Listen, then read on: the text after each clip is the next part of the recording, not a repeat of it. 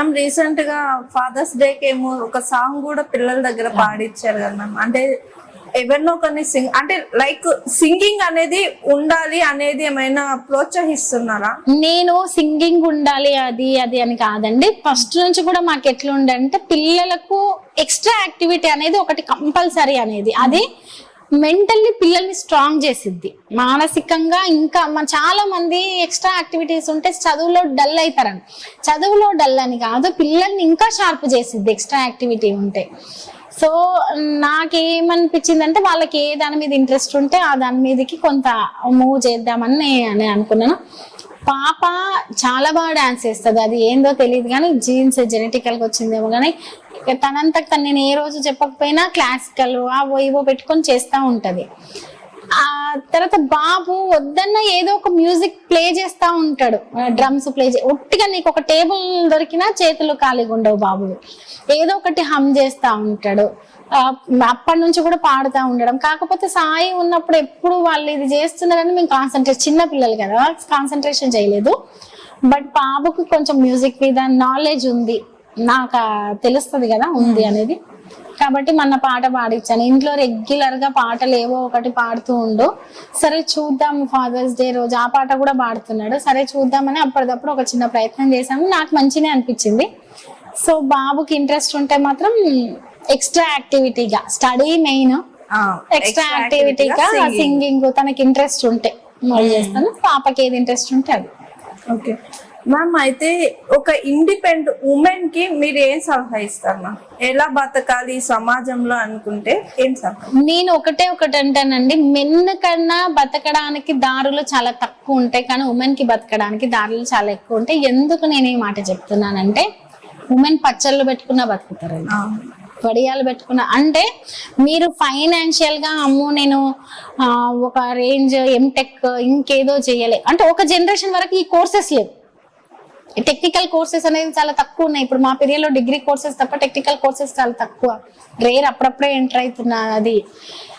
So women ఏంటంటే అమ్మో నేను స్టడీ, నాకు ఎడ్యుకేషన్ లేదనో, లేకపోతే ఇంకోటి లేదనో, నేను ఆర్థికంగా బాగా చదువుకొని ఉంటేనో, నాలెడ్జ్ కి చదువుకు సంబంధం లేదు, ఉంటేనే నేను గెటాన్ అవుతుంటేనో. సింగిల్ ఉమెన్ మీరు ఏదైనా చేయగలుగుతారు. మనము ఒకరు ఉన్నారు అంటేనే డిపెండ్ అవుతాం, ఒకరు ఉన్నారు అంటే వాళ్ళను మా ఎంబడి రాని సపోర్ట్ కొడతాం, ఒకరు లేరు అంటే కష్టపడో, ఒకసారి కింద పడో మీద పడో వెళ్తాం.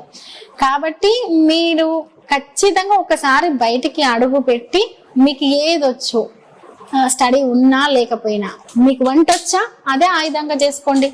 పోనీ మీరు అద్భుతంగా ఏదన్నా డెకరేట్ చేసి పెట్టగలుగుతారో అదే ఆయుధంగా చేసుకోండి. పోనీ ఇంకేదన్నా బ్యూటీకి సంబంధించింది ఇంకేదన్నా చేయగలుగుతారా అద్భుతంగా అంటే, ఓన్లీ స్టడీ, జాబ్, ఎంప్లాయ్మెంట్ ఇది కాదు. ఒక్కసారి లైఫ్ లో నీకు ఏదైనా డిస్టర్బెన్స్ వచ్చినప్పుడు నిన్ను నువ్వు శక్తిగా మలుచుకోవాలంటే నీకు ఏదొచ్చు, ఎవరి మీద డిపెండ్ కాకుండా నేను ఎట్లా అడుగు పెట్టాలి.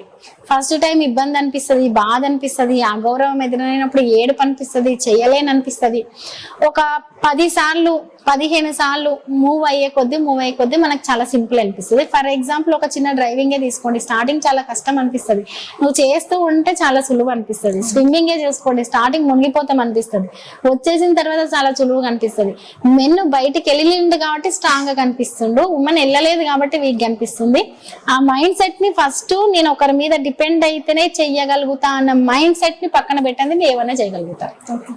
మ్యామ్, బిఆర్ఎస్ మరి ఈ ఎలక్షన్స్ లో 39 సీట్లకే పరిమితమైంది, ఎందుకని అనుకోవచ్చు మ్యామ్? అందులో దట్టు ఇప్పుడు ఒకసారి ఏ పార్టీ అయినా ఓడిపోతే ఆ పార్టీ ఇంకా లేదు, భూస్థాపితం అయిపోయింది, ఇంకా ఆ తెలంగాణలో బిఆర్ఎస్ అనేది లేదు అని బాగా స్ప్రెడ్ అయిపోతుంది. ఎలా చూడొచ్చు? ఒకటండి, ఇప్పుడు 10 సంవత్సరాల కాలంలో బిఆర్ఎస్ పార్టీ చేస్తున్న పనులు చూసినప్పటికీ, అంటే మనం 60 years నుంచి ఒకలాగుండే, తెలంగాణ వచ్చిన తర్వాత దశ ఒకలాగా మారిపోయింది. చాలా ఫాస్ట్ గా చాలా రంగాల్లో మనకు ఫాస్ట్ గా జరిగింది కాబట్టి దాని విలువ అనేది తెలియట్లేదు. కానీ చాలా రంగాల్లో చాలా చేంజెస్ వచ్చినాయి. తెలంగాణలో వాటర్ అనేది కనబడడం అనేది చాలా అరుదు. అది అసలు మనం 60 ఏళ్ల నుంచి పడ్డ గోస. తర్వాత కరెంటు విషయంలో విప్లవాత్మకమైన మార్పు చూసాము. 24 hours కరెంట్ అనేది ఏ రాష్ట్రంలో అది అంత ఈజీగా నువ్వు ఏం చేసావు ఎలా చేసావు అనే దానికంటే దాన్ని సక్సెస్ చేయడం అనేది అంత సులభం కాదు. సక్సెస్ చేశారు. ఈవెన్ తెలంగాణలో చాలా అంటే మనకు చేపలు అనేవి అరుదు, అసలు ఆంధ్రాలో తప్ప తెలంగాణలో చేపలు దొరకవన్న, అంటే చేపల పంపిణీ లాంటి కార్యక్రమాలు కావచ్చు, రైతు బంధు లాంటి కార్యక్రమాలు కావచ్చు. మేము మా చిన్నప్పుడు చూసామండి, అసలు ఒక 60 ఎకరాల భూమి ఉన్న వాళ్ళు కూడా వాటర్ లేక 5 ఎకరాలు 4 ఎకరాలు పండించి, చిన్నప్పుడే కాదు డిగ్రీ వరకు కూడా చూసాము. అటువంటి తెలంగాణను 10 ఏళ్ల కాలంలో ఇంత అద్భుతంగా ఎంత ప్రతి ఒక్కరూ 100% చేస్తారని చెప్పలేమండి. ఏ రాజకీయ పార్టీ అయినా ఏ వ్యక్తి అయినా, కానీ సాధ్యమైనంత వరకు చాలా బెటర్ గా చేస్తే బీఆర్ఎస్ పార్టీ. కానీ పబ్లిక్ కి ఒకటి ఏంటంటే చాలా చిన్న లోపాలు. ఒకటి, రెండవది కాంగ్రెస్ పార్టీ కొత్తగా హామీలు ఇస్తుంది. 10 ఏళ్ల పాటు ఇది చూసాం కదా, వేరే ఇంకేదో చేస్తామంటున్నారు కదా. సహజం, ఎలక్షన్ టైంలో ఈ రకమైన మైండ్ సెట్ ఒక భావన క్రియేట్ అయిపోయింది. బీఆర్ఎస్ పార్టీ పోయింది. కానీ ఇప్పటికీ కూడా రాష్ట్ర రాజకీయాల్లో బీఆర్ఎస్ పార్టీ కీలకంగా వినిపిస్తుంది. కేఆర్ఎంబిలో సంతకం పెడితే బీఆర్ఎస్ పార్టీ నాయకులు అడుగుతూనే దాన్ని సరిదిద్దుకుంటే ప్రయత్నాలు చేస్తారు.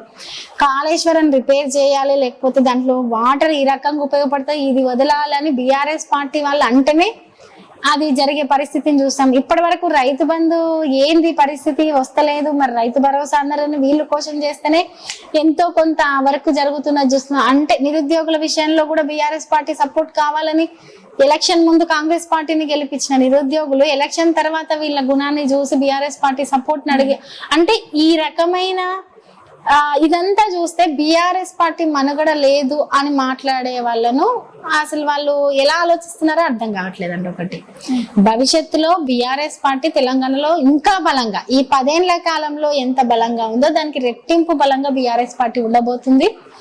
ఇప్పటికే ఒక 8 నెలల కాలం అయింది కాంగ్రెస్ పార్టీ, అయినా కూడా ఇప్పటికీ పాలన కొంచెం డిస్టర్బెన్స్ గానే ఉంది. పూర్తి స్థాయిలో ఒక గాడిలో పడలేదు. ఏదైనా ఒక 3 నెలల కాలం తీసుకుంటది, 6 నెలల కాలం తీసుకుంటది. 6 నెలలు దాటినాక కూడా పరిపాలన మీద ఒక గ్రిప్ అనేది, ఒక సమన్వయం అనేది కాంగ్రెస్ పార్టీకి ఇప్పటి వరకు రాలేదు.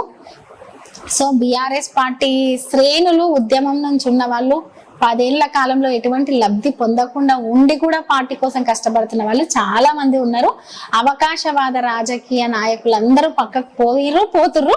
మిగతా ఎవరైతే కష్టపడే మనస్తత్వం ఉంది, ప్రజల కోసం చేద్దాం అనుకున్న వాళ్ళు, 10 ఏళ్ళు ఓపిక పట్టిన వాళ్ళు, అసలు సిసలైన బీఆర్ఎస్ శ్రేణులు ఉన్నారు, వాళ్ళు ముందుకు తీసుకెళ్తారు. ఓకే.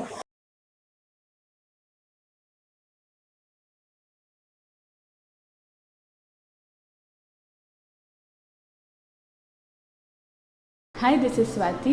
లైక్ చేయండి, షేర్ చేయండి, కమెంట్ చేయండి అండ్ సబ్స్క్రైబ్ చేయండి GR TV. Hi, this is Monica. Please like, share and subscribe GR TV.